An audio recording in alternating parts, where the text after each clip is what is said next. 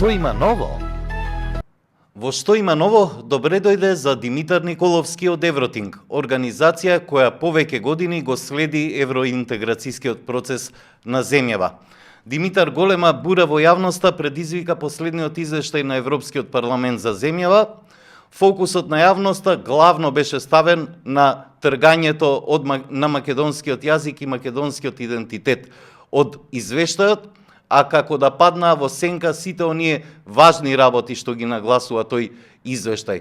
На што се должи овој начин на интерпретирање на извештајот во јавноста и во медиумите? Па вака, се должи прво заради цајтгајстот во кој живееме и најголемите болки кои ги имаме во моментот, тоа се односите со Бугарија, нели неменувањето на уставот како услов за отворање на преговорите.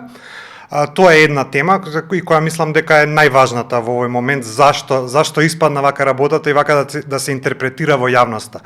А другата малку повеќе во сенка паѓа тоа што самата содржина на овој извештај, која е таа и што кажува овој извештај за состојбите во нашата држава, за тоа многу малку се зборува. Зошто се зборува малку? Дали е тоа последица од начинот на кој што власта комуницира со јавноста по оваа тема? Се чини дека власта е главно фокусирана на идентитетските теми.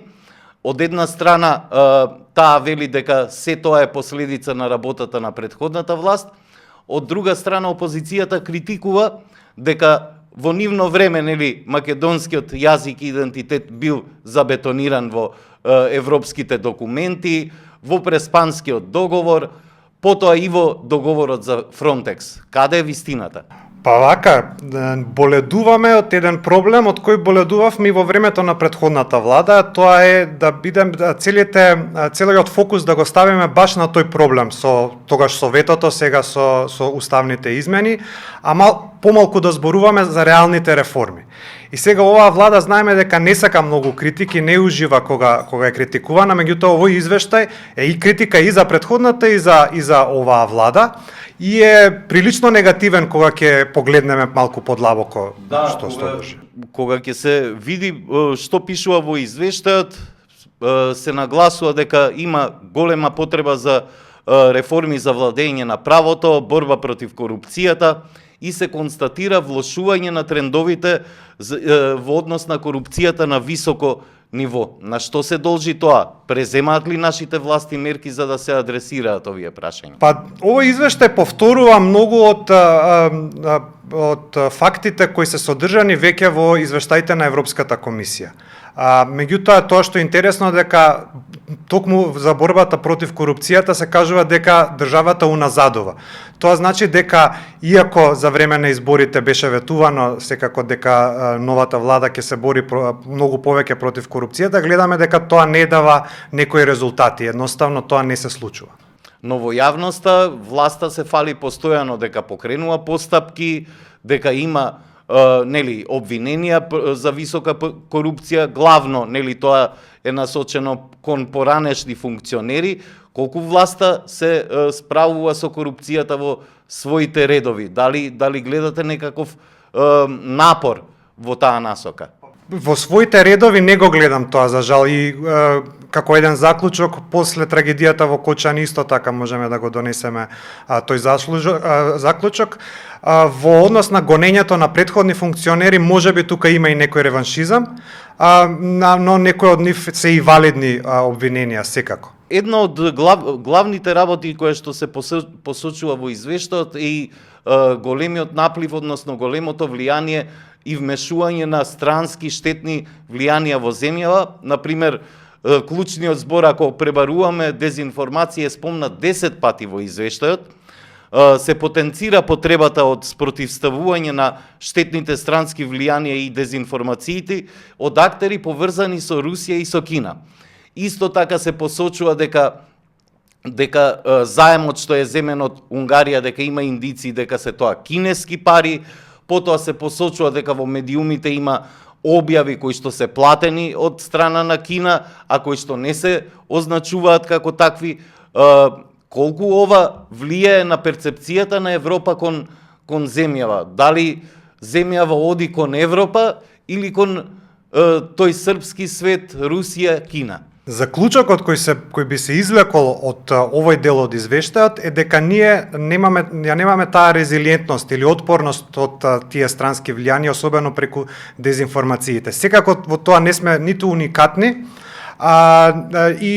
но можеби некои други земји од Европа подобро се справуваат со тоа и повеќе напори вложуваат. Кај нас мислам дека не се вложува голем напор да се бориме против дезинформациите. Што недостасува?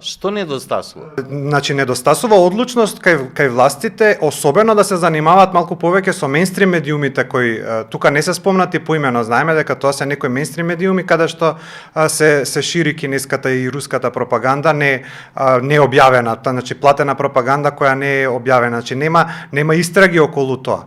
Нема јасно да се даде до знаење во јавноста дека ќе се борат против таквите дезинформации, а исто така гледаме дека има големо зближување со Орбан, со Вучич, значи тоа се проблематични ликови во самото европско политичко милје, а ние гаиме многу блиски односи со нив и мислиме дека така ќе се развиваме подобро или дека ќе имаме некоја поволна позиција во Европа, а едноставно тоа не е случајот. Во извештајот се посочува и на конкретни високи владини функционери кои што работат на промовирање на така наречениот српски свет и со тоа овозможуваат и влез на руското влијание во земјата. Колку се според вас овие валидни овие констатации и што треба да се направи за да се спречи тоа? Дали власта едноставно ако има високи функционери во своите редови кои што работат на таа агенда, може да се справи со овие странски штетни влијанија кои што влијаат и на перцепцијата на граѓаните во однос на евроинтеграциите. Се спомнува таму дека расте евроскептицизмот и дека тоа е последица на постојани дезинформацијски кампањи кои што се насочени против НАТО, против ЕУ и воопшто перцепцијата на граѓаните ја поместуваат во таа антизападна сфера. Добро, прво околу евроскептицизмот, тоа што го констатирате вие е апсолутно точно, меѓутоа не смееме да заборавиме дека тука има голема вина и самата Европска унија и тоа продолгирање на процесот кој не секогаш беше заради наша вина, меѓутоа многу помагаат во една таква ситуација на разочараност кај граѓаните дополнителните дезинформации кои доаѓаат. И сега околу учеството на владини представници во оваа приказна, значи имаме заменик председател на влада кој го воспева, го слави Путин, кој го промовира тој српски свет, иако не го нарекува така српски свет, го негира геноцидот во Сребреница. Имаме политика на сеќавање организирана од Србија внатре во нашата држава. Значи тоа се комеморации на историски личности и настани од време на владењето на Србија со нашата држава. Не е само со амин на власта, туку со активно учество на власта, а на тие комеморации имаме ситуација каде што се дава еден наратив кој не им одговара баш дури на нашите националисти, каде што добрите луѓе кои биле ослободувани тука се добрите срби, а луѓето кои давале отпор и се бореле против тоа се лошите бугари или бугарски терористи. Македонците тука во никој случај не се спомнуваат. А тоа си поминува така, значи со активно учество на војската, на представници на општини и така натаму.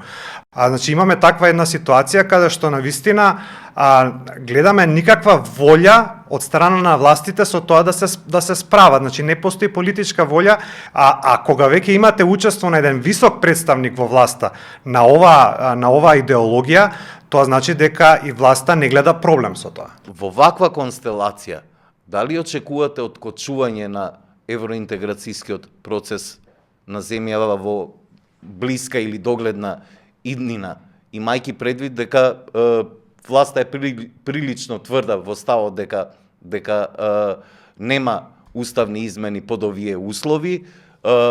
Еве и премиерот Мицкоски го нарече донесувањето на извештајот и тргањето на македонскиот јазик и идентитет како талибански начин. Има ли перспектива евроинтеграцијскиот процес во земјава во блиска иднина? За жал ќе бидам песимист тука и морам да кажам дека мојот впечаток од вчера беше дека сме како ме подсети на она пост-Букурештко не сценарио, туку таа состојба, пост-Букурешка состојба, кога имавме вето за членството во НАТО во 2009 година. А знаеме како продолжија работите после тоа, како се развиваа во нашата држава. И сега во оваа ситуација каде што го имаме ово разочарување, овој пораз во по гласањето во Европскиот парламент, гледаме активирање, големо активирање на проруските, просрпските ботови на интернет, агресивен антиевропски наратив. Гледаме борба или некое ловење на домашни предавници, третирање на комшиите како некои мршојаци кои кружат околу нас и сакаат да не изедат. Значи тоа е еден дел од приказката, дека се ствара една таква расположение во јавноста. Од друга страна, нешто што ние исто така го следиме во Евротинг се состојбите во безбедносно-разузнавачкиот сектор. Имаме најави дека сакаат да ги спојат АНБ и АР во една агенција, што значи поголема концентрација на моќ на едно место. Понатаму гледаме избор на нов директор на АНБ, кој е политички, тоест партиски активист, со фалсификувана диплома за јазик, со проблематична факултетска диплома, значи тоа мене ми наговестува една корозија на безбедносно-разузнавачкиот сектор. Значи имаме сите не сакаат, не мразат, имаме домашни предавници и имаме еден оснажен или проблематичен разузнавачко безбедносен сектор. Ова ми индицира мене дека може работите да продолжат така како што продолжија после 2009 година. Тоа ми создава еден голем страв дека едноставно европската приказна тука ќе се изгуби, а ние може да уназадуваме во однос на демократските капацитети.